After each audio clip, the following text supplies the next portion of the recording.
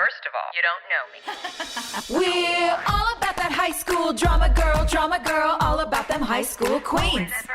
We'll take you for a ride in our comic girl, drama girl, cheering for the right team. Drama queens, smart girl, rough girl, fashion but you're tough girl. You could sit with us, girl. Drama queens, drama queens, drama queens, drama queens, drama queens. Kate, I'm so excited that we have you because the last time we spoke with you, it was in the middle of the strike, and we could not talk about anything that was show related. That's right. God, that's right. That's so crazy. Yeah, exactly. No, it's so fun. It was so fun to, what a blast from the past, y'all. Like watching, you know, they were like, watch episode 615. And I was like, oh my gosh, this is crazy. And I'm like on my Apple TV, like One Tree Hill, you know, and my husband was stoked because we weren't together, you know, when I was working on the show for the most part. So he was all about it. He was like here for the commentary. Like it was super fun. So it's so great. Thank you guys for having me back. Well, so we're gonna give you the double episode treatment. Tell her how this works, Sophia. Yeah. So because we didn't get to talk about the show, we did our 23 questions with you, but nothing about what were we even saying? Were we calling you like Shmia? We kept doing the that kind of thing, being like on that show about hypothetically, if you'd ever been on TV. Yeah. It was amazing. There was a code. Yeah. Yes. But after that, so many fans wrote in and were like, okay, the strike's over. Here's all of our Q&A for Kate. Aww. So we have fan Q&A for you. That sounds amazing. I love it. That's perfect. More Kate in our life. We need double trouble today. More Kate. I'm all about it, guys. It's so good to see you. Oh my gosh. Well, tell us a little bit about your background as a kid. Like, were you one of these kids that did theater? Did you ever want to be on TV? What led you down this dark, twisted road? Yeah.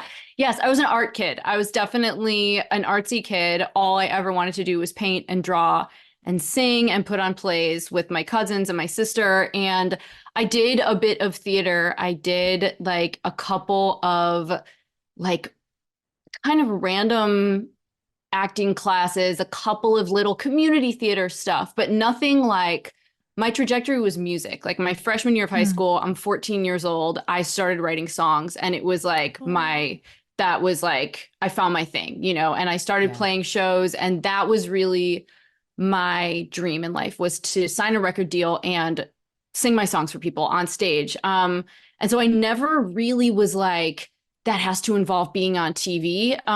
But it was kind of an accidental detour that my career ended up taking when I auditioned for the show, because, and I think that's why I wasn't nervous when I auditioned, because I was like, I'm not going to get this. I'm just like, care. Yeah, I was like screwing around. I was coming through LA. I didn't even live out in LA yet, on tour. And my manager was like, hey, if you get this, you might get to play one song on this show. And I was like, sweet, like I had already signed a deal. You know, it was an indie deal. I signed, you know, this indie deal. So we were like, grassroots in it, in my parents' Toyota Sienna van, like, you know, like doing the thing. But we needed some looks, you know? Yeah. And so I was like, oh, cool. But yeah, it ended up being such a cool part of my story because it's storytelling, right? And I've always thought of myself as a storyteller. That's all I want to do, is tell stories that help people feel like they're not the only ones who have been through something. That's what writing songs is for me. And that's also what acting ended up becoming. So it wasn't something I necessarily planned on, but now I can't imagine not ever, not doing it. Wow. So do you feel like the trajectory you had as Mia is what actually made you want to stick with acting once the show was done? I think so. I don't think I ever would have on my own. And as you guys know, like acting is not something you just like dabble in and dip your toe and you're like, maybe, like you have to be like, you get told to GFY so often with auditioning, like you gotta be down to clown. Like you gotta really want to do it. I haven't heard down to clown in a minute. Now you know we are old ladies. Shit, right? Like seriously. Oh my God. Down to clown, Voegele. Down to clown, y'all. Down to clown.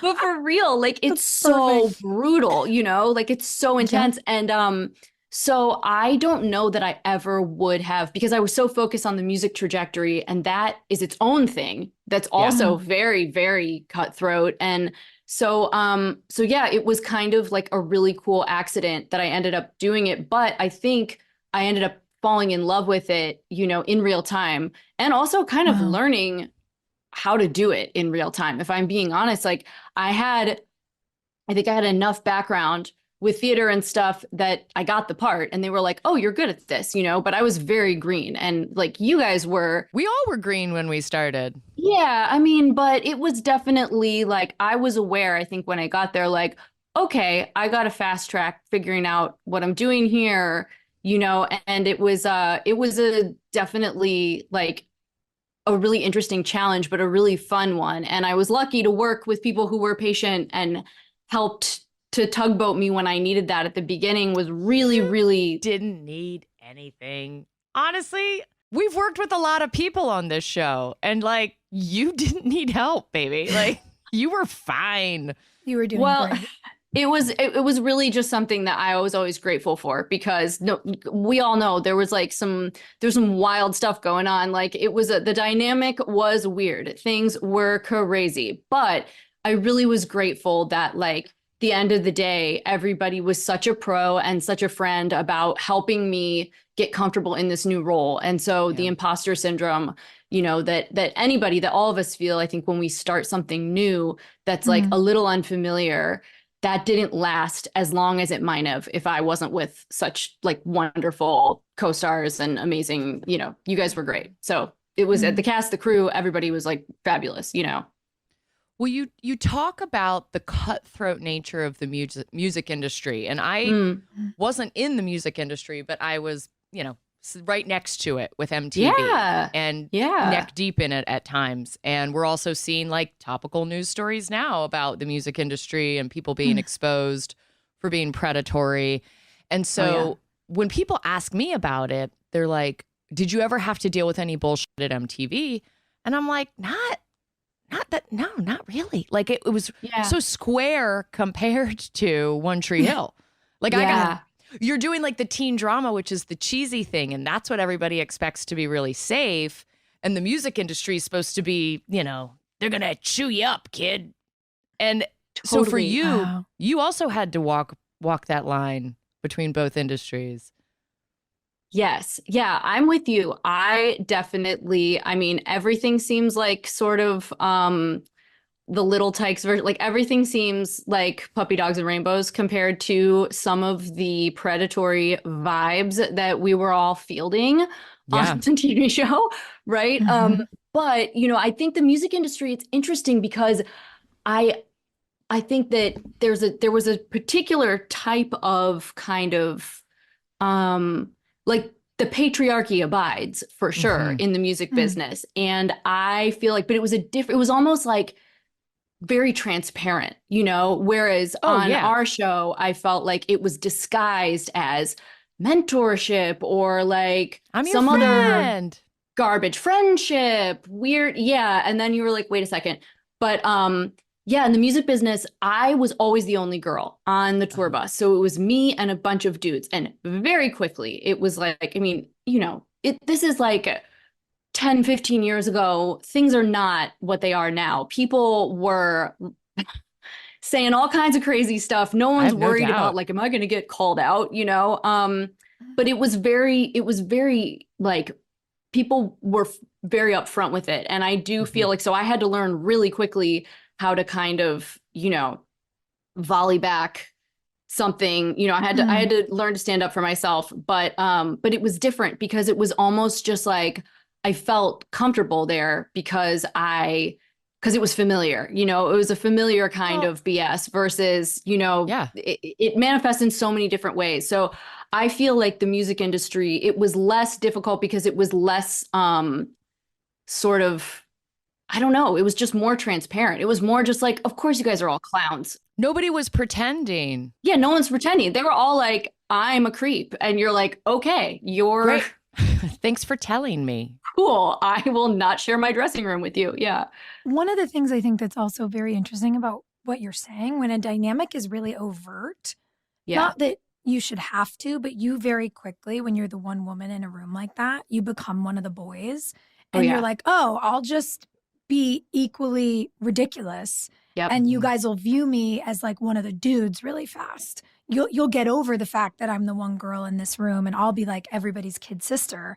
Yep. And I think as you talk about it, the thing that comes up for me is that dynamic is harder when people are less overtly like jokey and gross, because when someone is saying they want to be your mentor or they want to help you learn how to do your work or, make sure they're always available to answer all of your questions, to support you, you're like, what's happening here? Yeah.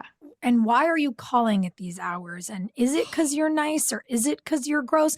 Because like, unfortunately, the guy over there making the dick joke, I know is just gross. Like, right. And so, yeah, the kind of machinations of what we were dealing with, and particularly when you arrived, because baby, predatory people had 6 you walked years into to a tornado. learn how to be worse.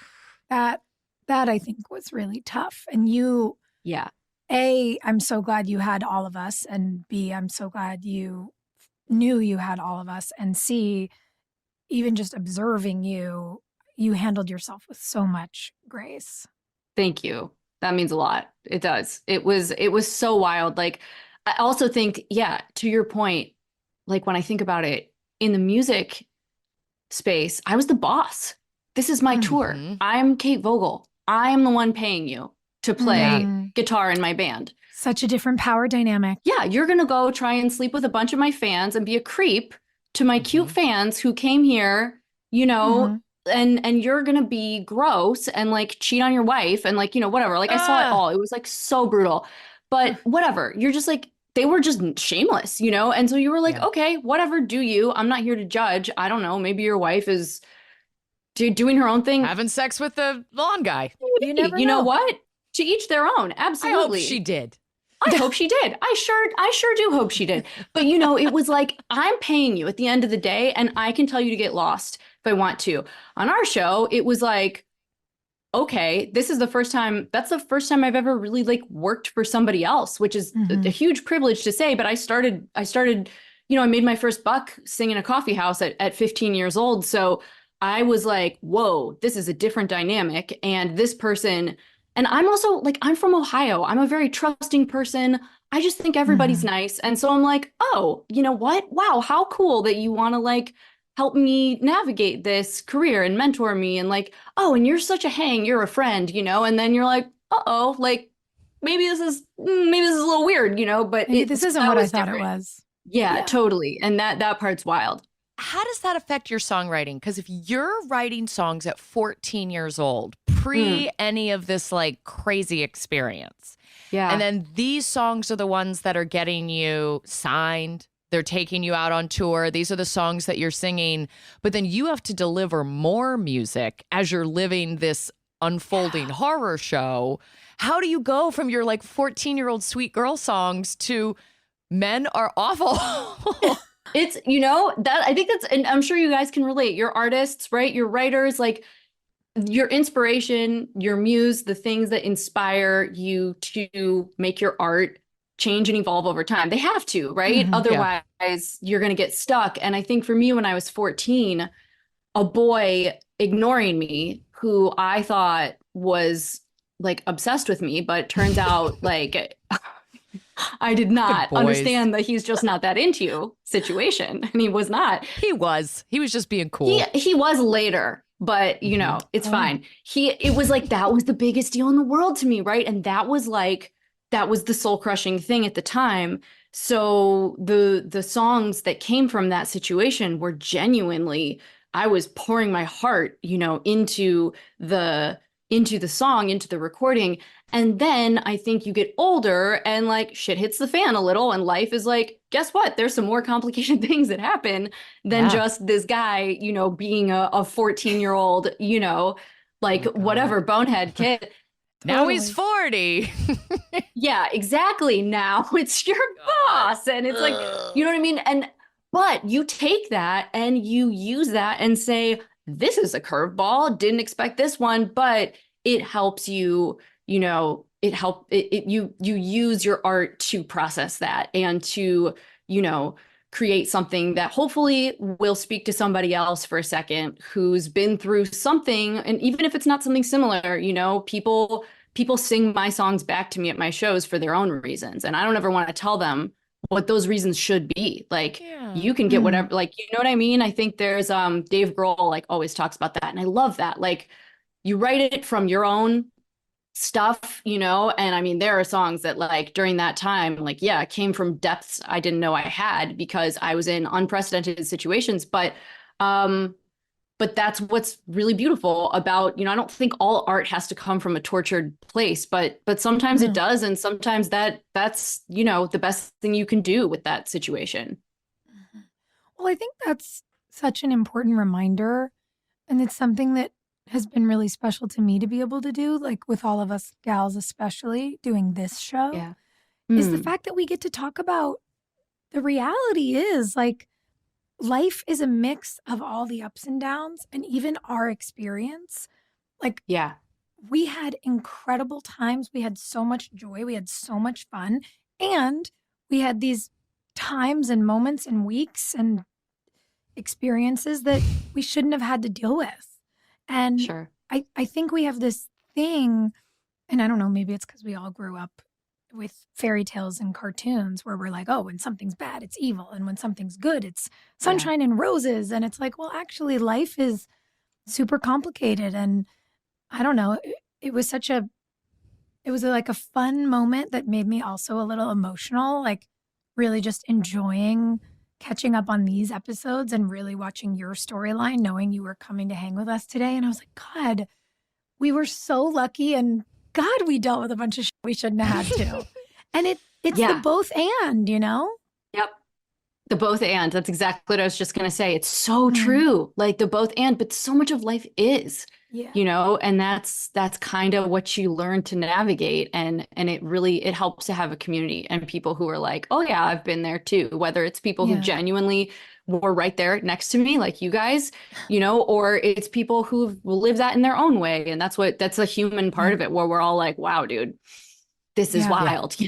Like apparently there's a lot of tyrants out there. I didn't realize how many tyrants are just out there roaming around making people's life hell. Well, you just start to realize that like a lot of people really do get drunk on power and they're just not that original. So they all kind of wind up committing a lot of the same sins. And you're like, maybe really if the women were in charge, things would be cooler and safer. Girl. Genuinely. Yeah. It's so unoriginal. That's what I'm always like, man, wow. Like come up with something new.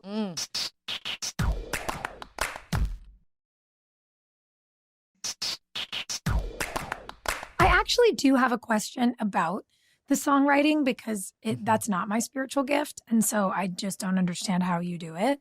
And Hilarie, you kind of started to touch on this, but not only, Kate, were you in that season of your life where so much of your first record was made up of all the years you'd lived until then, but you were starting on the show, you were starting to be an actor, you were going on tours.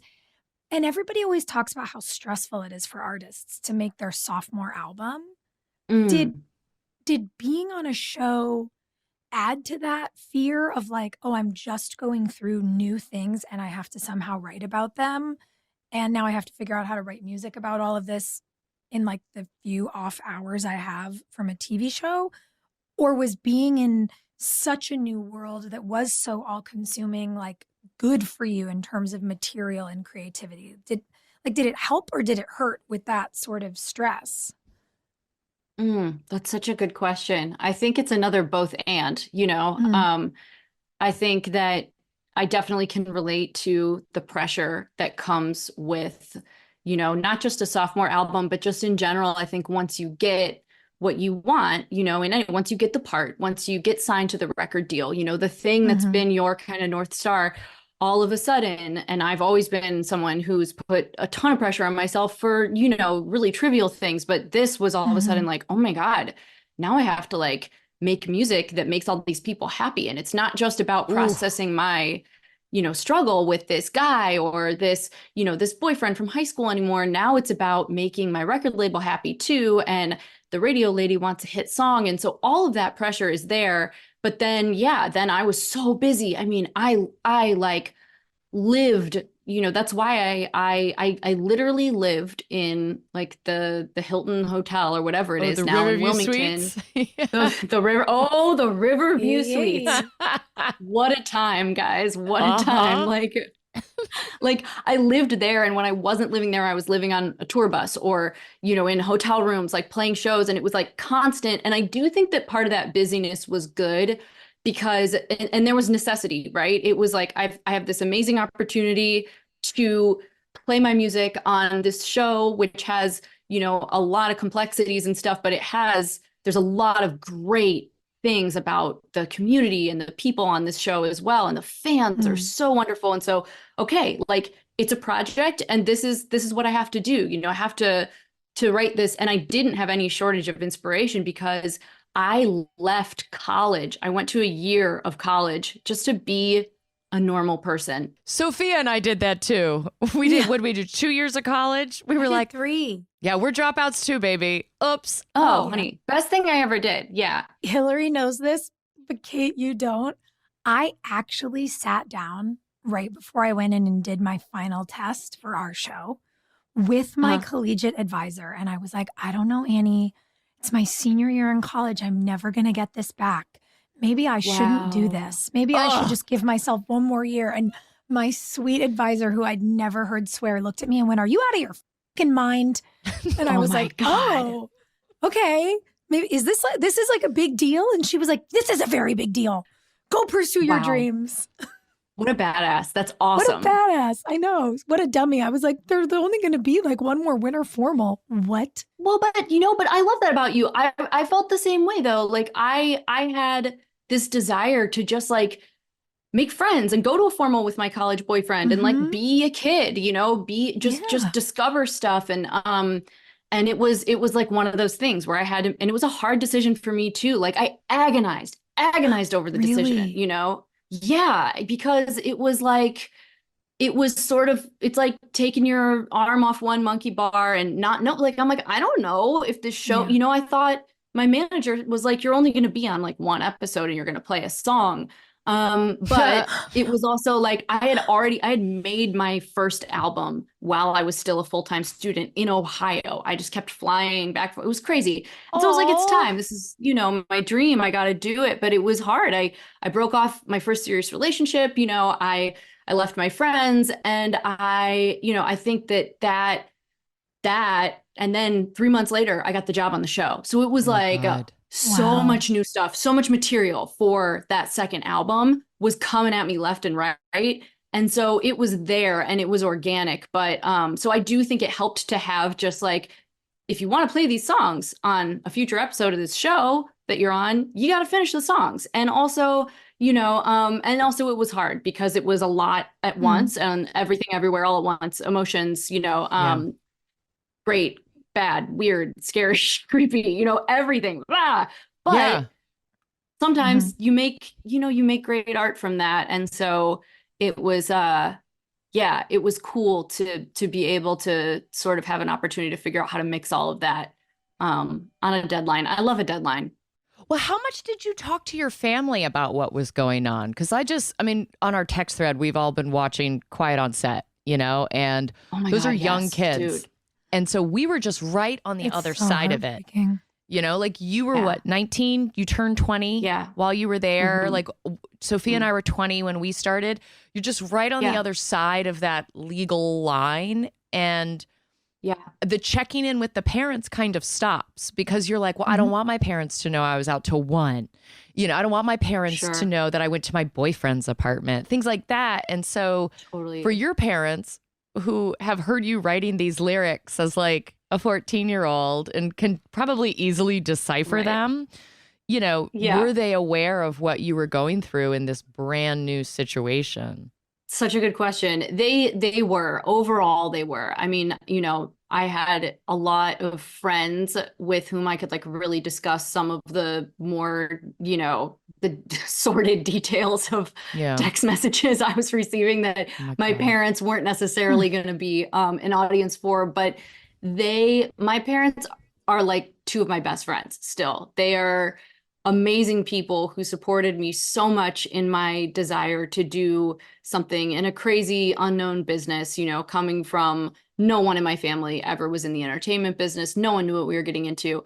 They were so steadfast and supportive and not hovering, but they really, I give them just so much credit for like being there for me and hearing me and checking in, but not being helicopter parents about it, letting me be an adult. Like my mom and I went through a lot of that stuff of like sleeping at my boyfriend's house, drinking, like all that during my freshman year of college. Like that was when it was like, we had fights about like, you know, why you were drunk when you came home for the weekend. You never drank in high school. I was a really good kid in high school. Like I was a total nerd.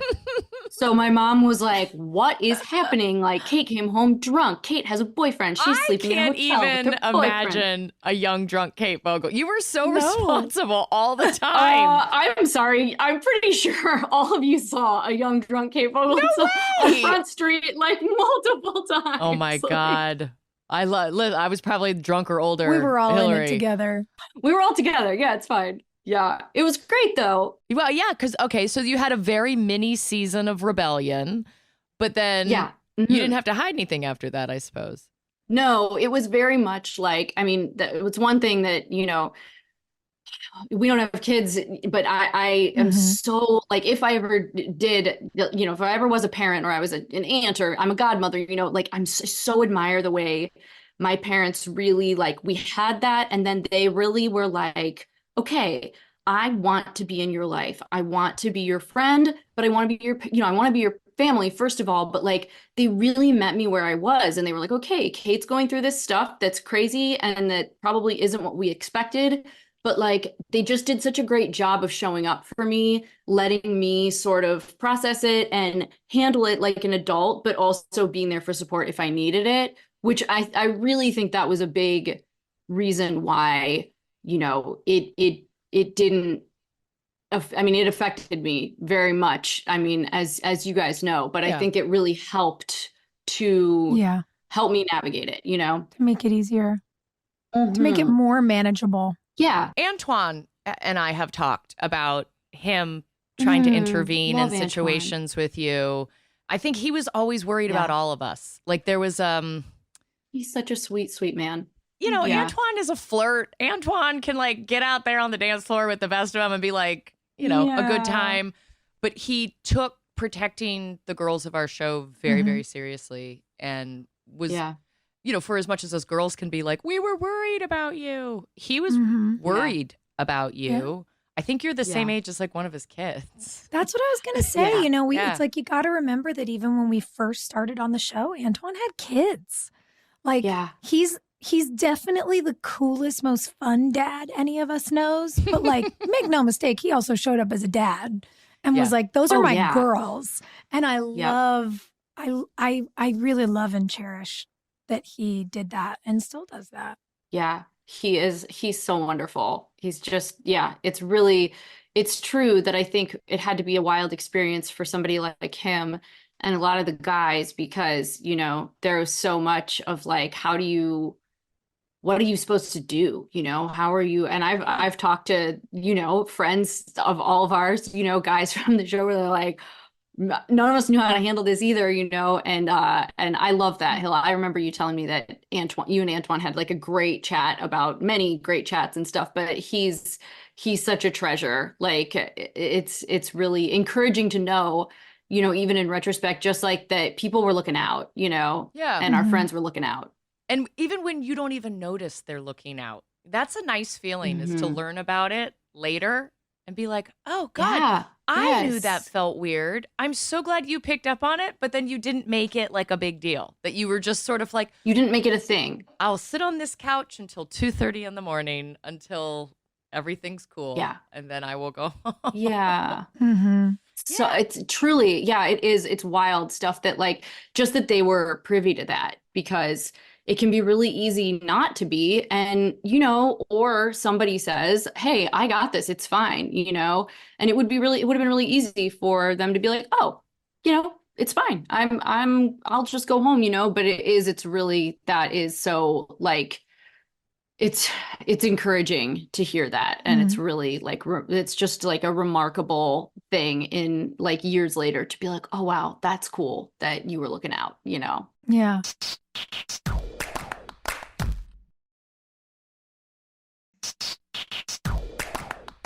You know what I think is really interesting about that? When you think about Antoine, when you think about, you know, all of our guys, like you think about Grubbs, you think about Tyler, both of whom you've worked with. Like the length and the lastingness, I think, of so many of these friendships, you know, like the way we just are able to kind of dive back in, and in the ways that we, I think, had to learn about how to navigate all of this, realizing that they were trying to do the same, that they were trying to figure out like what to do with all of, you know, the energy, and also how to like stick around. Do you, in your music, like having worked with so many of the musical boys from the show now, and like even your new project with Grubbs, do you kind of feel like kid sister / like, are you also the boss because you are such a responsible woman that you actually get these boys to like show up at the studio on time? Like,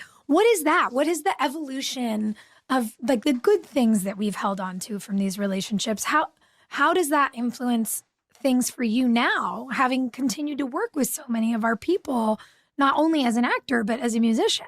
Oh, it's such a good question. I think I just actually stole it's sort of a Q&A. I sort of realized I stole this question from this girl, Meg. So sorry, Meg. I stole yours, but then I added to it. And this will be a segue. And it's a yes and a both and. We're going to get into the fan Q&A. You know, they're all listening like, you guys, Jesus, ask our questions, please. They sent a lot. No, that's so awesome. It has been such a gift to like, creative collaboration is such a wonderful thing when it works, right? Like, as you guys know, working on this podcast together, like it's just something that and you don't always get the magic formula of being good friends with somebody and also creatively collaborating well with them. Like, I have tried to write songs with people who are good friends of mine who I'm just like, this is not working. It's like a relationship where you're like, you made out once and you're like, this is not, their sparks aren't flying, you know?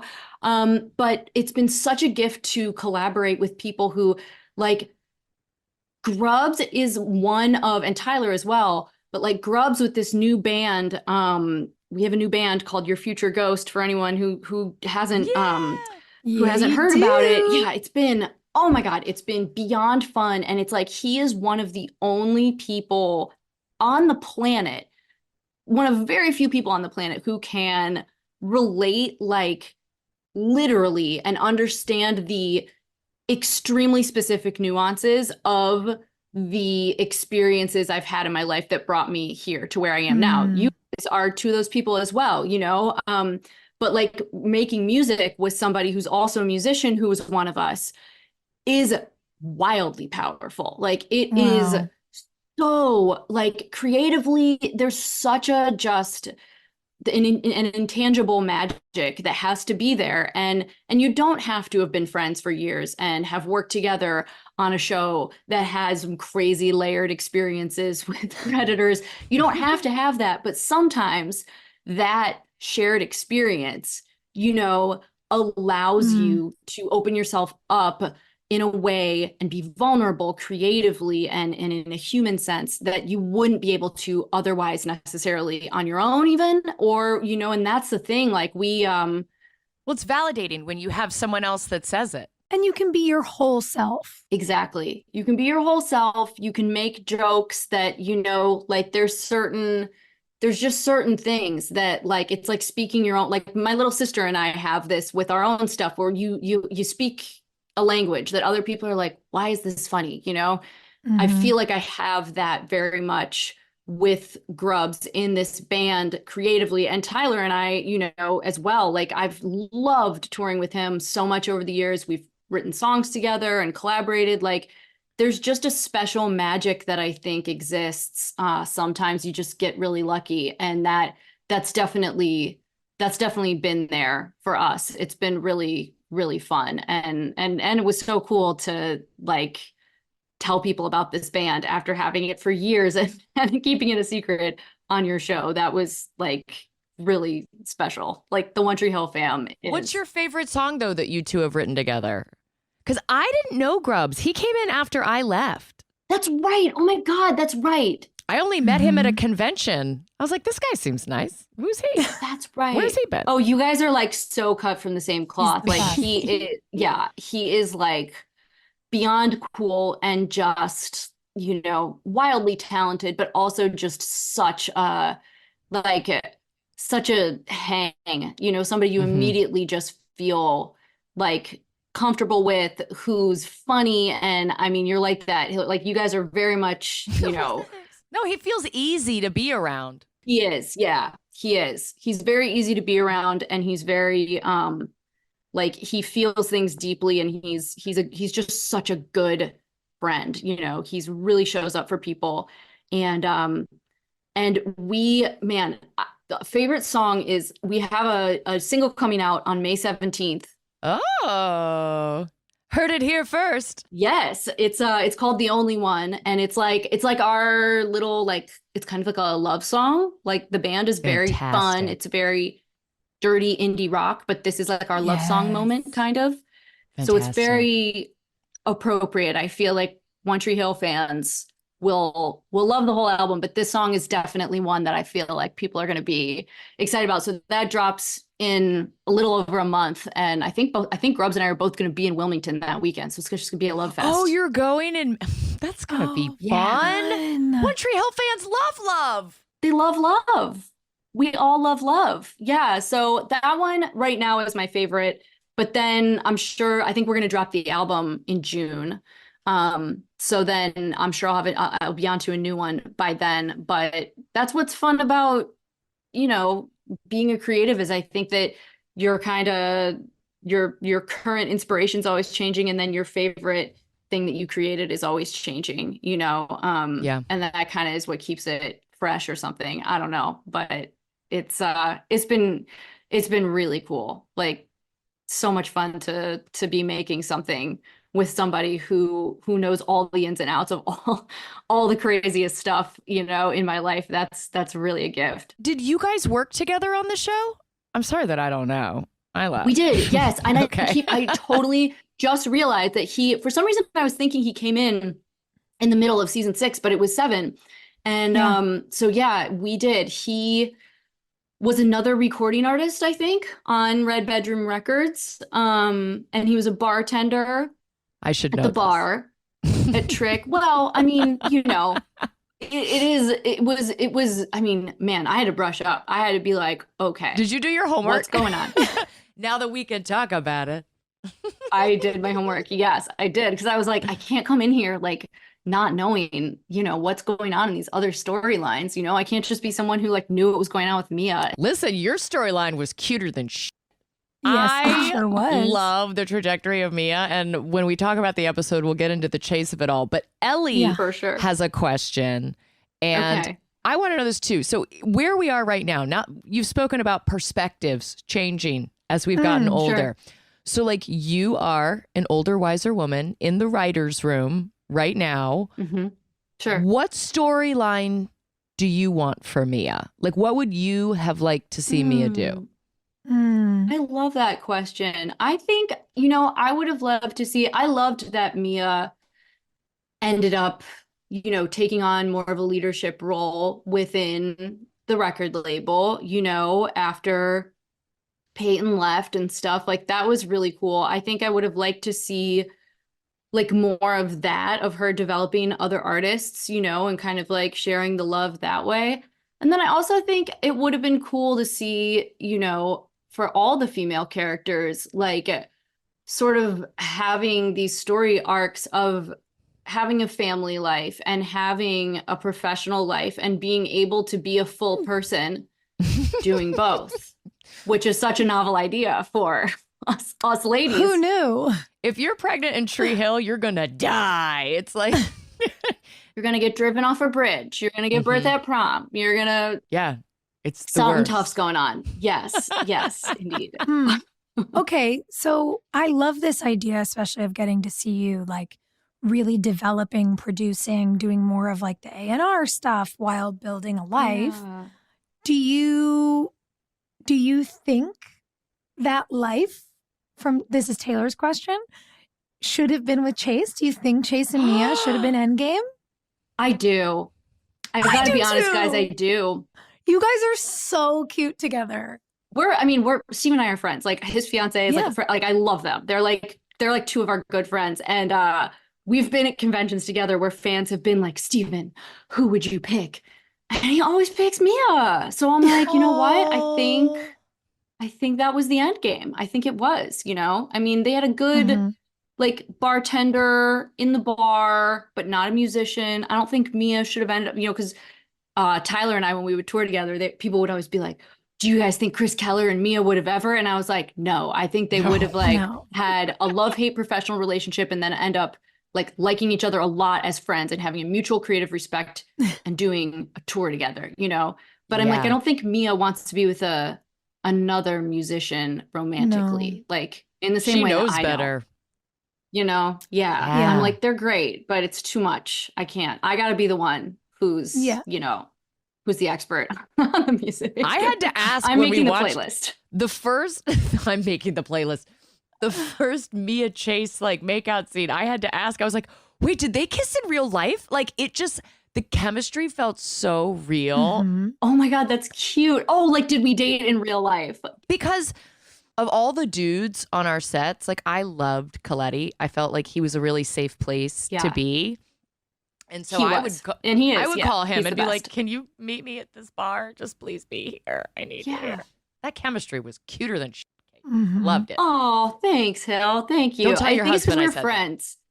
Yeah. And he, you know what's so cool? It's like, my husband loves it. Like he watched the episode with me last night.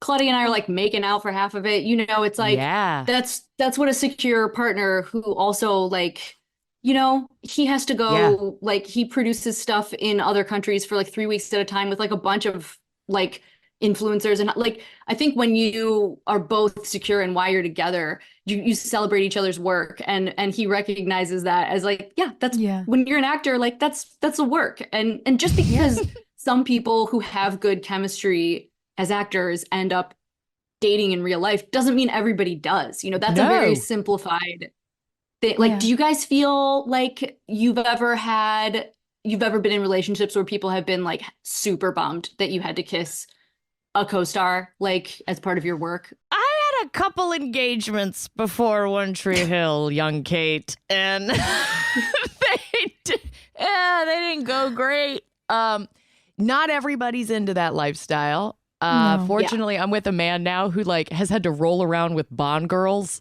in movies. Exactly. And so I had to buckle up. I had to be like, what's good for the goose? It's good for the gander. What's good? Exactly. Yeah, no, Jeff doesn't care. But also he's a little sus about like all the Christmas movies because he's like, you started producing those Christmas movies and just casting all of your guy friends as the romantic lead. And then he's like, are you just trying to kiss all your buddies? I was like, no, it's safer to kiss a friend. It's a safe place. Yeah. I've definitely had some people not like what we do. Sure. You know, which is also, to your point, I think it's more about security and whatever else that someone else feels.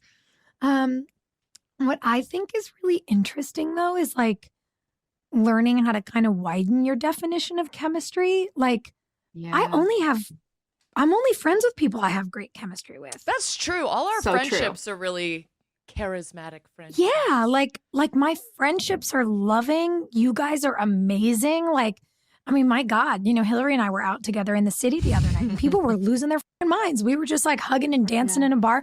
Like, we all have great chemistry. Yeah. And I think if you can realize that, like, that's the perk of wonderful friendship and not think that chemistry has to mean something that isn't platonic, especially as actors, we can use that. Like, our job is to create that. And so one of the things I actually am the most grateful for is what you're talking about that you have with Steven, that I certainly developed with him in season 4 of the show, like safe chemistry. Safe chemistry. Oh, it's like the best gift of a friendship. Yeah. Because you know someone else gets your joke before you're done making it. You're finishing each other's sentences. You sure as shit make the scenes more interesting. Yeah. And you're like, you're not trying to hit on me. I'm not trying to hit on you either. And it's so nice. You have a girlfriend. I have a boyfriend. We're friends. Blah, blah. Like it's not a thing. It's not a thing. But I had a boyfriend before I met my husband. For most of the time I was on the show, a long distance relationship, who like would give me hell about my scenes. Yeah, but that's just because he was threatened and insecure. Yeah. And then it was like, it's like I was making music videos where I had to kiss another guy. And I was like, this is and we broke up over it because I was just like, you're a clown if you can't handle this. And I get it, that it's not ideal, but like, I don't have time for this, you know? But it's also your job. It's your job. And that was kind of the thing that I love. My husband got that right away. He's like, yeah, you guys are actors. Like, they're literally paying you to make this look like these two people are in love. And it's like, oh, someone, imagine that. Like, you get it. If you're a good enough actor, you can look in love with anybody. If you're a good enough honey, actor. tell me about it. Yeah. Just, I could love a tennis ball. I love... You just gotta sell it. You just gotta sell it. By the way, half the time we do. Half the time they're putting a piece of neon tape on the matte box, and that's who you're talking to in the scene because they got to get the camera so close to your face.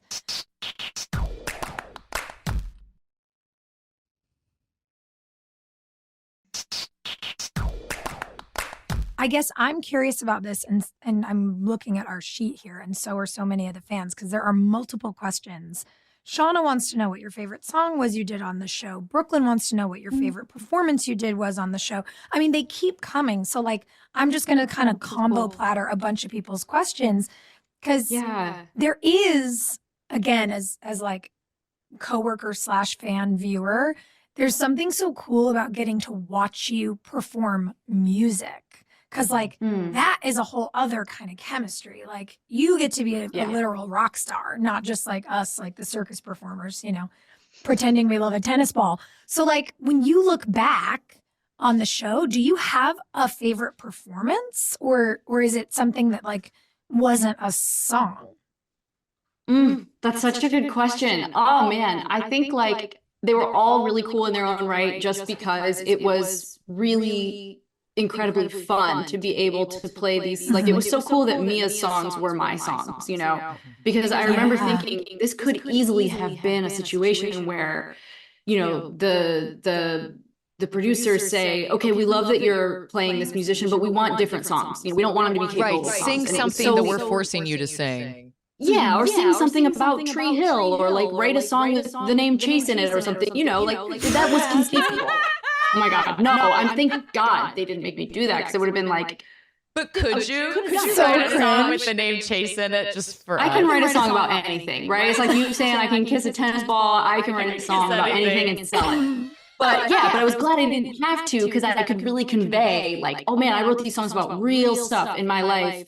I really loved playing the song at, I think it was at Peyton and Lucas's like wedding reception. The song was my song called Sweet Silver Lining. That's like about finding the silver lining when life is crazy, you know, which was something I was trying to do. What's that about? Well, something I was trying to do now and then. But wait, I never put that subtext together, Kate. That's crazy. Dude. There's a lot, you know, it's funny, like I feel like in sort of pop music after, like I feel like Taylor Swift really kind of normalized this type of, which is great, this female songwriting that's very much like, I'm going to put Drew's name in the song. And I was like, well, I can't do that because I'm going to get fired if I write a mean song and put somebody's name in it. But you know what I mean? So I had to sort of find this way of sort of saying things without saying them, which was good for me as an artist and a lyricist and stuff. But you had to do a little more metaphor. Yeah, you got to find a little bit of a, you know, you got to say things a certain way. And that was one that I felt like it's been cool to see people say that that's, you know, kind of help them when they're in, because there's just, you know, that's the thing. Like we were talking about, you're after your first breakup with like a kid who went to your family's church when you're 14, you learn like life has some more serious shit going on.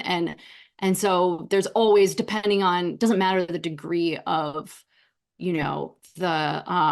the problem. It can be something really small, or it can be something really, really hard to weather, and or something in between. And you kind of trying to learn to find the silver lining in that is something I'm kind of always trying to, it's a continual thing, you never arrive at being like, oh yeah, now I got it. But that was one of my favorites, but it's hard to pick. It was all so much fun. Dude, all I want to do is talk about secret messages in your songs right now. Like, was that the sneakiest like your thing Easter that you got in? Come on. Yeah. What did you plant in the show that, that no one else knew about?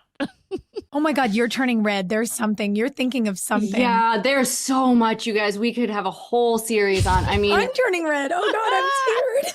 I mean, I will say that like some of the songs that were the most pointed, that were the least riddled with metaphors came out long after the show, when it became clear that it was safe to like to say such things. But yeah, I mean, there was definitely some stuff like that, you find ways to sneak it in there. And and I think like, man, or you take something and then you flip it to be about something else, right? Sure. Like I still do this where like I adore my husband, but if he pisses me off, I will write like a lyric that's, and then I'll come back to it later and I'll finish the song and he'll be like, did you write that about me? This is really dark. And I'm like, didn't write about you. You were just the inspiration when you said that thing. And I got really pissed. You know what I mean? And so I would do that sometimes, where there would be something where I was like, okay, well, I can't finish this song down this trajectory, or it's going to be too obvious that this is about something that's going to get me fired. But let me take that and spin it into Girl, I love a secret message. I mean, me too. When you put out the Shoot Your Arrow song, when we were in the thick of all the Me Too, I don't know how long you had been plotting that. I don't know how long it had been inside of you, but it was so meaningful to us. It was like an anthem. Yeah, it was like we had something to hang our hats on and be like, see, like it happened to all of us, and someone is able to articulate it in a way that I can't. It was just so nice that you could do that. That's not a skill that I have. Yes. Well, thank you. You gave like life to feelings and experiences, and also made it rock and roll with a guitar, and we were just like, yeah, like we all needed it. And there's the text thread lit up. Oh, it really did. That was a nice week. It was. Well, what I sort of love, I mean, obviously about the song and all the things we've been able to talk about today, I also love that the other 4 questions that we had selected from the bajillion we got for you, you just like answered in the answers to these things, except one that I do want to end on a high note, because this might have been movie magic, but it also could have just been that we all did go to bars together a lot. One of our fans wants to know if you're actually that good at pool in real life, or was that all set up? Guys, oh man, here it comes. Okay, here it comes. No, I am not that good at pool in real life. It's because you're so good at music, though. Don't forget that. Yeah. I want to be like the cool girl who's really good at bar games. Like I want to someday, maybe in my 40s, maybe in my 50s, who knows? It'll be an era for me. It's not right now. And it sure as hell was not in my 20s. And when I was 19 or whatever, that was like, I think only my 3rd or 4th episode. Like it was like one of my very first episodes. And I remember being like, hey, I don't know to what degree I'm gonna need to be awesome at pool for you guys to make it look like I'm awesome at pool, but I'm not awesome at pool. So like, and so I like worked, like I went to set and worked on it. I probably went to Blue Post and worked on it. But found out quickly that's not one of those things. It's like playing guitar. Like you can't get good at it in a weekend. Like you gotta know what you're doing. So this is so embarrassing. But also the magic of the movie is they had a double.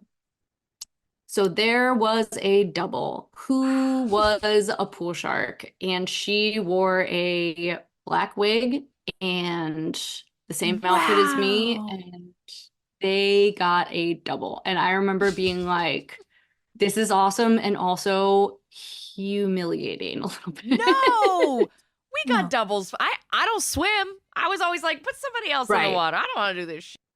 Totally. But pool's one of those things where it's like just sort of, you know, it's like just accessible enough where you're like, come on, now I can do this. But like, I guess they were like, we want you to be really good. And they were like, so far, we don't think you're able to fake being amazing at pool. You know what? That's just a fucking male fantasy. They all want that like hot chick that can the play. hot girl in the leather jacket who sinks the balls. And you know what you did at 19? You said, this. I'm not playing with that big stick in front of you guys. Get a body double. I like this about you, Kate.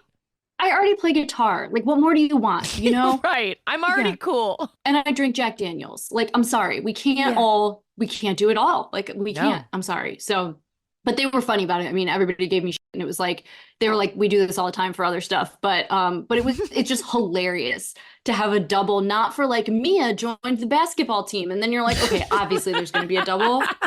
Like Mia was great at pool, and they were like, we're going to need to bring in some backup. Like, no, ma'am.